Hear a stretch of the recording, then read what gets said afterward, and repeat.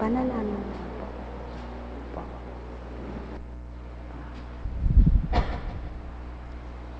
Panalangin, ano?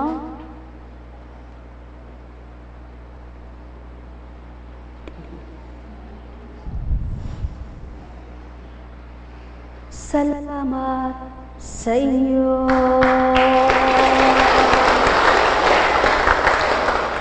mga kapatid ko.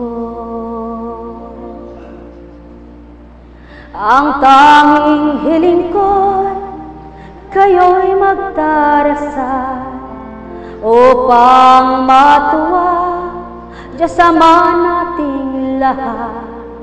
Kapag natapos na bakasyon ninyong lahat, kasama ko kayo. Mahal ko kayo, mga kapatid ko. Hindi hahayaan matukso ng iba.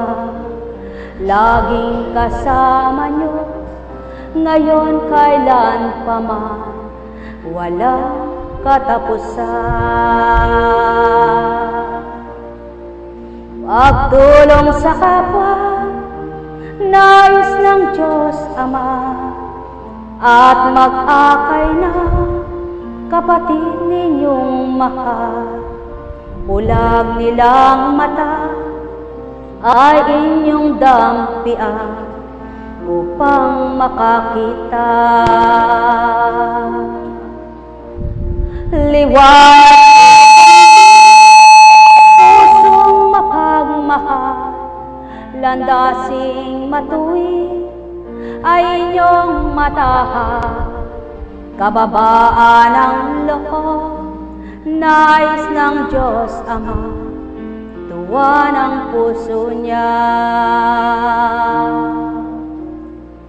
Liwanag ay kamti, pusong mapagmahal, landasing matuwid ay inyong matahal. Kababaan ang loob, nais ng Diyos Ama, tuwa ng puso niya. Patuloy pong tinuturan o sinasabi, ang kababaan ng loob ay tuwa ng Amang mahal, sapagkat sa kababaan ng loob, matututunan mong tanggapin ang mahirap tanggapin. Matututunan mong mahalin ang mahirap mahalin. Matututunan mong unawain ang mahirap unawain. Matututunan mong patawarin ang mahirap patawarin. O tao, yaan ang Ama na dinudulugan mo. Hinihingan mo ng lahat ng lakas at liwanag. Hinihingan mo ng mga pangangailangan mo at pagpapala. Hinihingan mo ng lahat ng iyong nasa. Ikaw ba mahal ko na mahal niya? Ang hinihingi niya sa iyo ay nakapagparaya ka namang ibigay mo pagdaka? O kay luwat mo nang dinudulugan siya, subalit ang hinihiling niya sa iyo ay di mo pa maibigay ito? Ano ang hinihingi niya sa lahat ng anak niya? Sa lahat ng minamahal niya? Ang kababaan ng loob na buong katapatang sambahin sa katotohanan. Ang banal na aral niya'y tanggapin at isabuhay, at siya'y ganap, kilalanin, hindi lamang ngayon, bukas makalawa, kundi buo mong buhay. Ang may pandinig ay nakarinig. Sumainyo ang kapayapaan. Buhay po ba ang Diyos? Buhay po ang Diyos. Ang sarap po ng buhay ang Diyos na kinikilala mo. Damang-dama na po. Mga alagad, daman-daman niyo ba ang Ama? Ay, salamat. Mga anak, sa iba't ibang dako, buhay ang Ama, buhay ang Kristo, sa pamamagitan ng Espiritu, nararamdaman ito. Nasahin mo lamang damhin sa katauhan mo. Ang buhay na Diyos na tinatawagan mo ay kikilos sa iyo. Ngayon din, tao. Mga minamahal ko, tingnan nyo nga po, sa pamamagitan ng paghahandog ng Ama, sa iba't ibang dako, nakikita po ang gawain ito. Sa 4 na sulok ng daigdig, kung sino po ang nagbubukas ng kanilang website, ng internet po, ng computer na, kung sila po'y may computer, may laptop, di po ba buhay ang Diyos? Kaya po muli, humihingi ako ng paumanhin, mga kapatid ko, na hindi ko nasasagot. Sabi nga po ng aking kapatid na Beth, Apo, kapag po sinagot nyo yung mga sumusulat sa inyo, 24 hours man po, hindi kayo matatapos. Buhay po ba ang Diyos? Sa dami po nila. Kaya mapalad po kayo, kayo hindi nasusulat, kayo narito lang. Buhay po ba ang Diyos? Kayo'y hindi na magte-text, hindi na tatawag, kayo ay nakakausap. Buhay po ba ang Diyos? Kaya mga mahal ko, mapalad po kayo kung hinahambing yung mapalad kayo.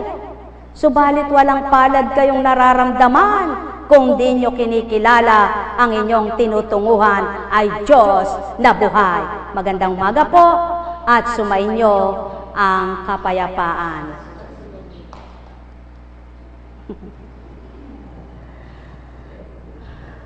Noong isang araw po yung pinuntahan naming inalaya na 2 patay ay naging pasyente po dito yon. Sa patnubay naman po ng Ama, yung isa ay gumaling. Subalit, yun po, inatake naman. Di namatay po rin. Kaya lang matanda na. Pero sabi ko nga po, ay Diyos ko, kaganda naman ang matandang ito, parang figure na hiniga rito. Para po ba yung maniki na hiniga sa taol? Napakaganda. Tangos ng ilong, ganda kasi ng kutis.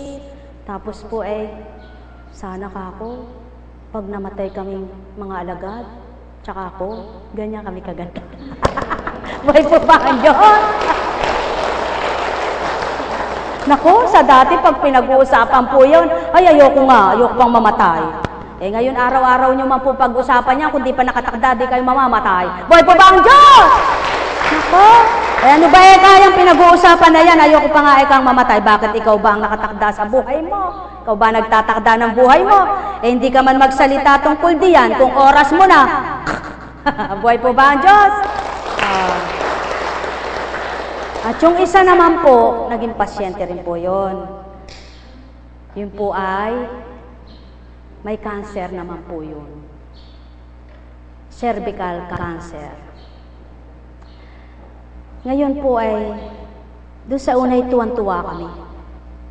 Doon sa pangalawa, hindi ko alam kung tuwa ako, nalulumbay. Aba, tanungin ko po kayo, dito po ba'y pinapatay kayo?